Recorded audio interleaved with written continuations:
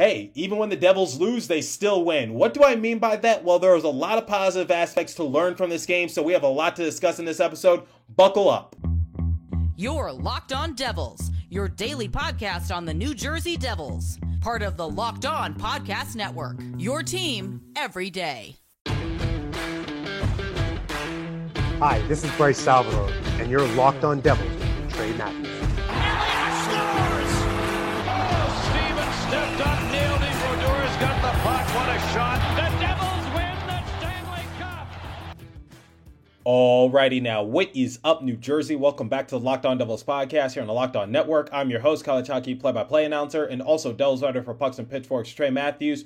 Before we talk about the game itself, I want to go over a couple of pregame notes for a tad moment. So, yesterday's episode was actually my 400th episode. I want to thank you guys so much for sticking by me through thick and thin, thin and thinner, just listening to my opinions, listening to my analysis, listening to when I have a big-name guest star on. Wasn't able to get a guest star for my 400th episode. That's why I didn't really make it a big deal, but I really want to thank you guys because I would have never thought that when I first got to the Locked On Podcast Network that I would be reaching this kind of milestone. So 400 episodes, that is amazing. Okay, now let's talk about the New Jersey Devils. And once again, thanks and blessed to all you guys who listen to my show. Greatly appreciate it. Now, for the Devils, Nico Hischier was still a scratch for this game. I felt as though had he been in the lineup, he could have provided some extra offense for us because, you know, we got a lot of great shots off. Unfortunately, we weren't able to get much past Comrie, but that's a discussion for a little later in this episode. And also, it was Travis Zajac night as the New Jersey Devils honored the career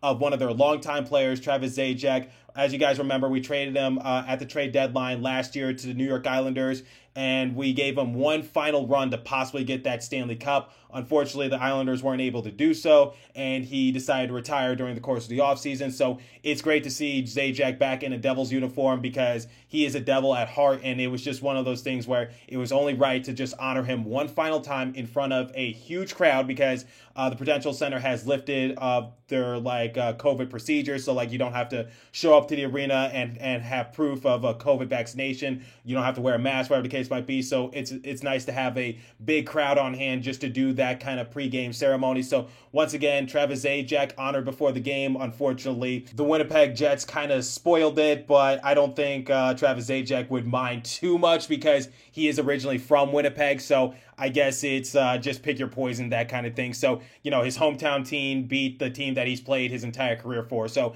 I don't think he's mad either or. But anyway, it was a great pregame ceremony. So once again, thank you to Travis Zajac, one of the best to suit up for the New Jersey Devils. No, I don't believe he'll get his number retired. I've already done an episode on that months ago. But at the same time, he is still, a consummate professional, and he represents what the Devils organization is all about, which is even though you're not the best player, you still put your heart, your sweat, your blood, and tears into the organization, and you give the very best that you could possibly give. And like I said, Travis Zajac might not be appreciated to the casual fan, but we here in New Jersey know what he brought to the organization, which is why it was so sad to see him go. Great leader as well, longtime captain for the Devils organization, but at the same time, it was the writing on the wall was that Travis Zajac, he was either going to sign somewhere else or he was going to retire. So it was nice that we tried to give him one final Stanley Cup run, but at the end of the day, I'm sure there's no hard feelings because Travis Zajac did throw some shade at the Devils organization in a press conference with the New York Islanders, saying if you weren't 25, you kind of didn't fit in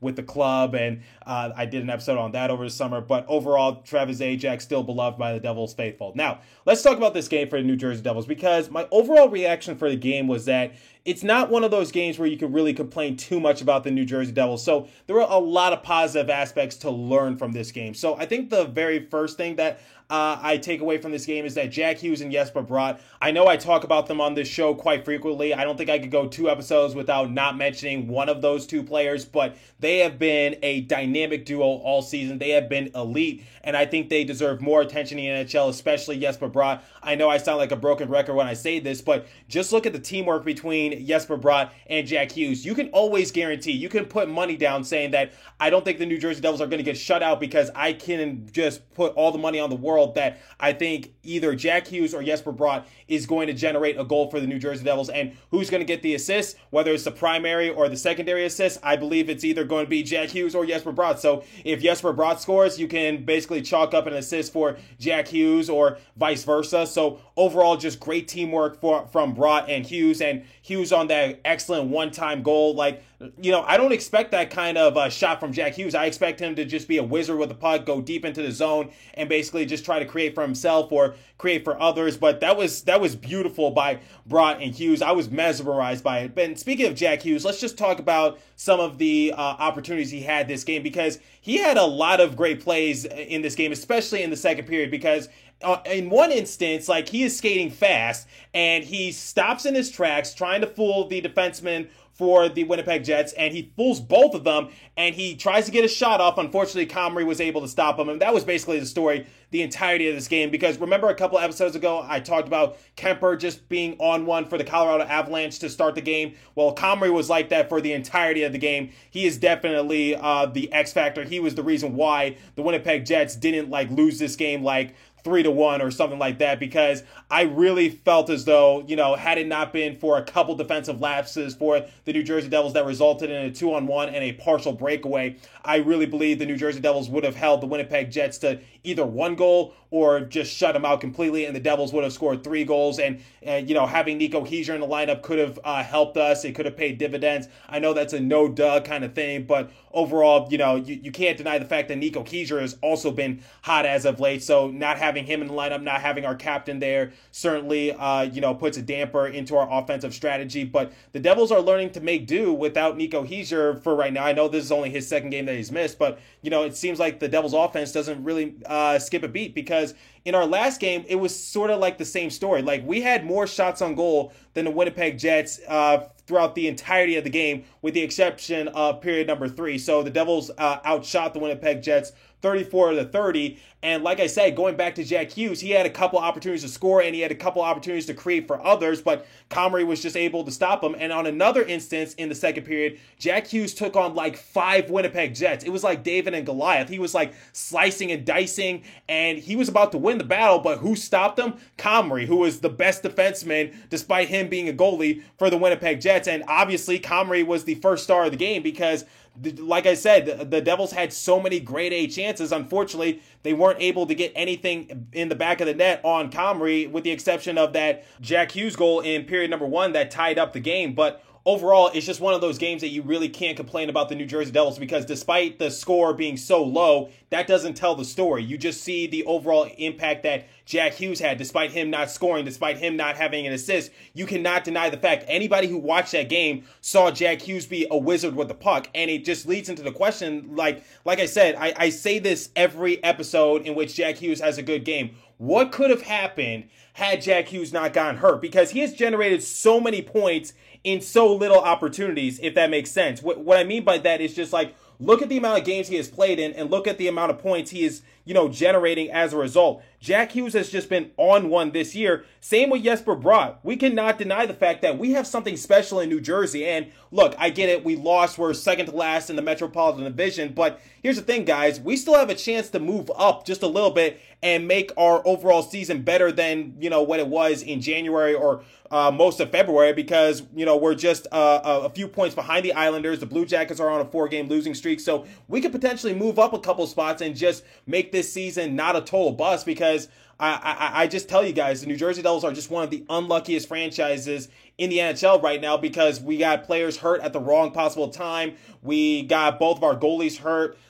You know, Jack Hughes, Jesper Bratt, both of them had to go onto COVID protocol. So Jesper Bratt was on it for an extended period of time. So that kind of definitely put a damper onto our offensive strategy. But overall, guys, you know, I think the Devils, we're not sellers this year. We're not one of those bad bottom tier teams.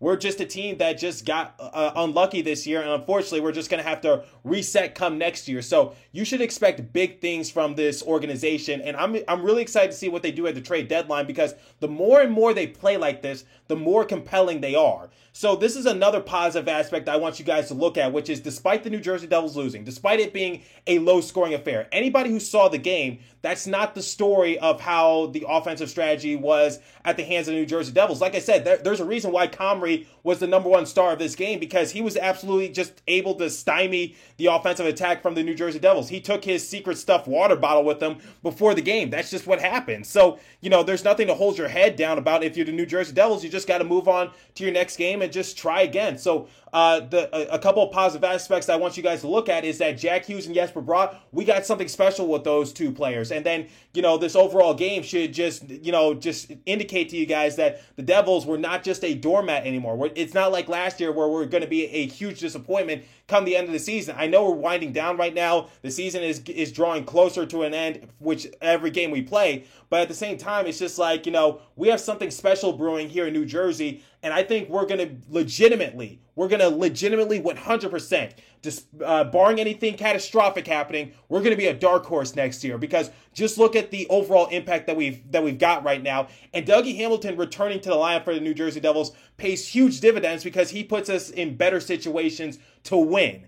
So I don't think the New Jersey Devils, like I've been saying the past few weeks, do not be sellers at the deadline. Don't be a doormat. Don't be a doorknob. Don't be like, this kid that gets picked on all the time. Don't be like that anymore. Now we have the assets to compete for next year, not to go deep in the playoffs, not trying to get ahead of myself, but we have something special right now. And I know this game is a loss. I know people are just going to say the New Jersey Devils suck. We have no strategy. We have no firepower, yada, yada, yada. But anyone who saw this game, anybody who's seen the highlights, you've seen what New Jersey is capable of doing. You've seen what Jack Hughes is capable of doing. This kid is special. And I need you guys to understand this because we cannot take this guy for granted. So I was a little surprised that we signed him to an 8-year extension when it was first announced. I was genuinely surprised. I was like, maybe we should, just take our time. No, 19 points in his last 12 games. Jack Hughes is just on fire right now. Every time he has the puck,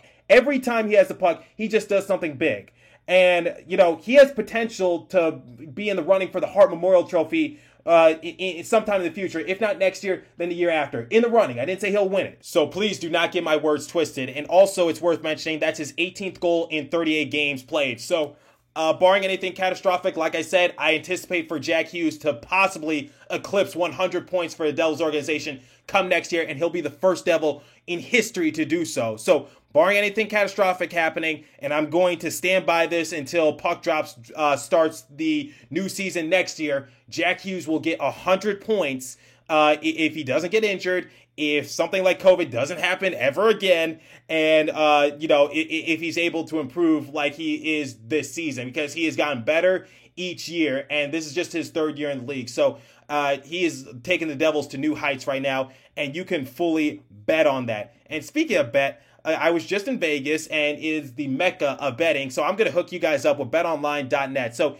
it's that time of year again as college basketball's tournament is finally upon us. From all the latest odds, contests, and player props, betonline.net is the number one source for all your sports betting needs and info. BetOnline remains the best spot for all your sports scores, podcasts, and news this season. And it's not just basketball. BetOnline is your continued source for all your sporting wagering information needs, including live betting and your favorite Vegas casino games. Head to the website today or use your mobile device to learn more about the trends in action. BetOnline, where the game starts. Visit our friends at Locked On Bets for all your betting needs there as well. And please remember to gamble responsibly. Okay, so let's talk more about a positive aspect for the New Jersey Devils because there weren't really too many negative aspects to take away from it. It wasn't one of those losses where it just makes you want to rip your hair out and just raises your blood pressure. It was just one of those games where the Devils were just very unlucky. Like I said, Comrie was just, a man on fire and nothing was getting past him that game. It was frustrating to see, but at the same time, you just saw that the New Jersey Devils just didn't give up. It was kind of like what their game against the Colorado Avalanche was like, because if you guys recall, the Devils, they didn't just they didn't just blind luck into a good situation. They just kept on attacking. They kept on trying to score on Kemper, and sooner rather than later, it was able to translate into goals. The second period became their period, so that was what they were trying to replicate in this game. Unfortunately, this goalie was just able to make stops, and you got to tip your hat to Comrie. But I want to talk about our goalie, Nico Daws, because Nico Daws, he's starting to gain more of my respect because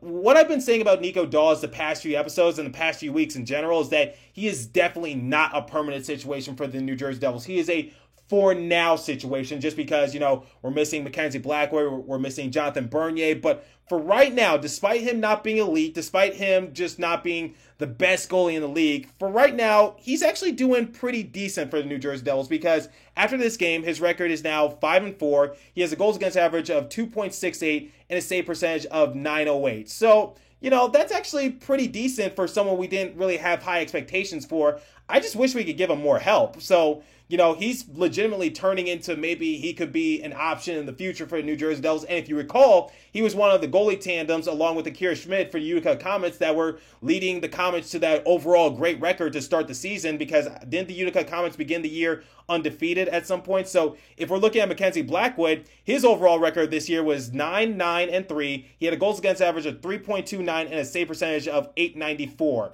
And then when we're going to go on the other side of the spectrum, let's look at Jonathan Bernier, shall we? Because now I get it, Jonathan Bernier did not play in that many games, but Jonathan Bernier's record was 4-4-1. He had a goals against average of 3.06 and a save percentage of .902.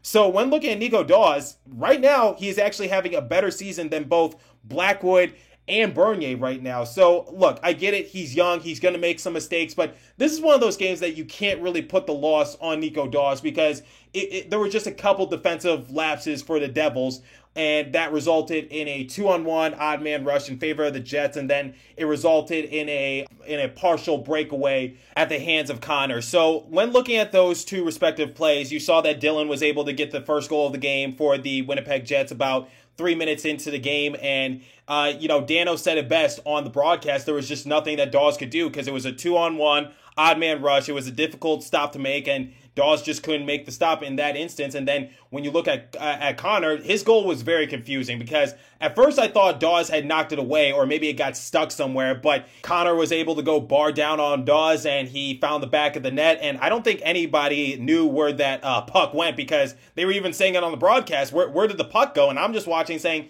hey, did Daws knock that away, or is it just stuck somewhere? It kind of reminded me of Patrick Kane's game-winning goal that resulted in the Chicago Blackhawks winning the Stanley Cup against the Philadelphia Flyers, because Doc Emmerich didn't know where the puck went. It just got lost somewhere, and unfortunately found the back of the net on the instant replay. And I don't know what happened. I don't know how it got lost. I don't know why there was no attention given to it, but ultimately Connor was able to score and make it a 2-1 game, and that was the game-winning goal. And like I said, that was a partial breakaway. Nothing really Daws could do in that instance. So I think it's time to really consider that maybe Daws can be a part of this organization in the future. Not in a starting role, not in a backup role, but maybe as a third option for the Devils moving forward, because right now he is earning his stripes. Right now he is earning the starting role for the Devils, and I'm really liking what I'm seeing from him so far. I think when he first got to the NHL, there was a lot of jitters. He and Akira Schmid, the one issue that I had with both of those goalies was that they didn't know how to, control a rebound, because every time that they had the puck, they just, made a boneheaded mistake, and they let the puck just, scoop by them, and then someone was able to crash in on the net and, find the back of the net and score. So that was one of the issues that I had with both Schmid and Daws, was that both of them did not have good rebound control. But as Daws has gotten more reps, as he's faced more shots on goal, he's been able to, be a legitimate option for the New Jersey Devils. He's nothing special. He's nothing spectacular. I'm not saying he's better than Blackwood. I'm not saying he's better than Bernier. But for right now, just given the amount of games he's played in, because he has played in enough games and he's seen enough reps for me to assess that so far, compared to Blackwood and Bernier this year alone, Daws is having the better year. But I do need to take into consideration that Blackwood and Bernier were hurt for a good chunk of the year, because, Bernier's dealing with his hip injury, Blackwood's dealing with his heel injury. So I do need to be fair in that regards. But so far, based on games played by all three of those goalies, Daws is hands down. So far, there's still plenty of season to be played. There's still plenty of games to go. And, maybe Daws could have a collapse towards the end of the season. But so far, Daws is proving that he is the best goalie, or he was the best option compared to Blackwood and Bernier. But then again, like I said, Bernier and Blackwood were playing hurt for a good chunk of the year. So, I was one of those Daws haters. I was one of those Daws doubters. But so far, numbers don't lie. So far, this recent stretch of games for the Devils and what they've been able to do. Yes, Daws still has his issues. Yes, he still makes mistakes. Do I, rely on him to consistently win for the New Jersey Devils? No, I'm not at that point yet, but so far in this recent stretch of games and based on how his numbers are so far and where they could potentially end up towards the end of the year, Daws has actually been a very solid option for the Devils. Not jumping to any conclusions, going to crawl before I walk, and I still acknowledge the fact that he is a for now situation. He is not going to be a permanent situation moving forward. You know, some people were saying that maybe Daws could be the backup next year for the Devils. I wouldn't go that far. I think he'll be like third string and maybe play most of his reps for Utica if Blackwood and Bernier are fully healthy next year. I fully anticipate that's going to be the tandem for the Devils unless they're able to find maybe a solid backup come the trade deadline. Then, you know, a lot can happen. But so far for right now, if we're unable to find a solid backup option for Daws at the trade deadline, and if we're able to get Blackwood and Bernier fully healthy come next year, I think that's what the tandem is going to be because, you know, they have the best track history. I rely on them more than I rely on Daws just because, you know, Daws is still relatively young, still has a lot of work to do. He still lets a lot of goals go past him that he shouldn't let go past him, but still, numbers do not lie. And men lie, women lie, but numbers do not lie. So I'm going to, give Daws the benefit of the doubt. I'm going to be fair, but still, just based on where he's at in his career, still a lot of work to be done. But he is proving his way that maybe he does belong on an NHL roster come next year for the Devils as a third string option. So like I said, there were a lot of positive aspects to learn from the New Jersey Devils this time around. Despite them losing 2-1, there's really not much you can just say, oh, the Devils did this wrong, they did that wrong. You know, a 2-on-1 defensive lapse and then a partial breakaway. I don't think anyone's going to lose any sleep over that. So it was overall a pretty good effort from the Devils. They were able to kill off a couple penalties from the Winnipeg Jets, and they were able to get a power play goal thanks to Jack Hughes. But just great teamwork from Jesper Bratt and Jack Hughes. Overall, the Devils are starting to just make a name for themselves in terms of having a couple of great players. Dougie Hamilton being inserted back into the lineup has paid dividends for us. Really wish Nico Hischier was with us for the past couple of games because he can definitely generate a lot more offense. Maybe we could have tied this game and sent it to OT, but it was a low-scoring affair, and it was just first team to two just won the game, and that's what happens. And also, Nico Daws is starting to legitimately become a solid option for the Devils at goalie. So,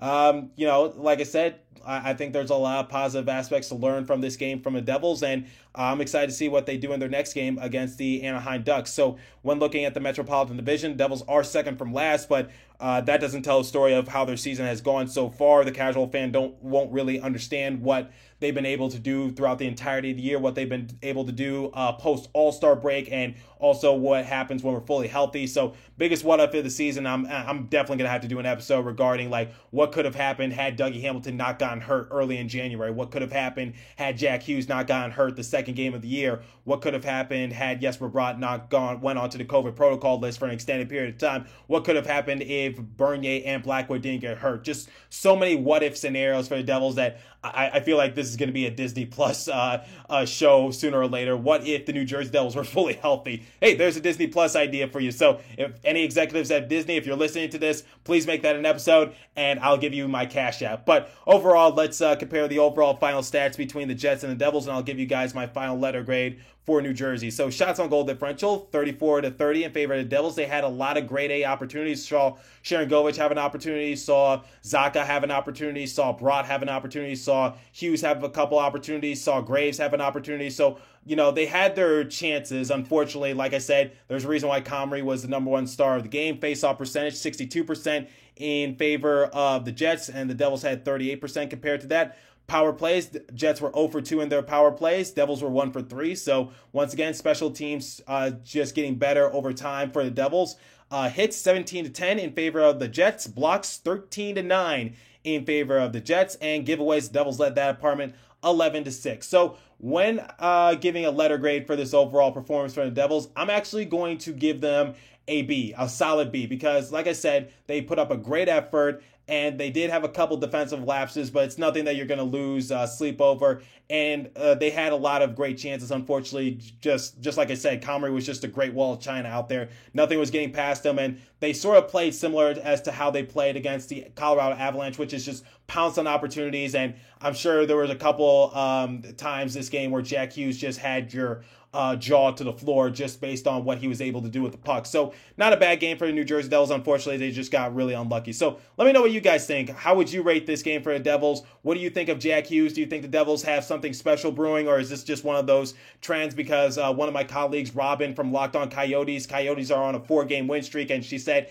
maybe March Madness has just turned over into the sport of hockey because, like I said, Coyotes on a 4-game win streak and they're undefeated in the month of March. So maybe it's just a March Madness type of thing, and it's just translated from college basketball over into the NHL. So let me know what you guys think. Is this going to be a perfect trajectory for the Devils? Is this what they're previewing for next season, or is this just going to be a trend for them? Curious to hear your guys' thoughts. So as for today's episode, that's all the time I have for you. So thanks for listening. Continue to stay safe. Have a wonderful day, New Jersey. Go Devils, and I'll catch you guys in the next episode. Thanks for listening once again.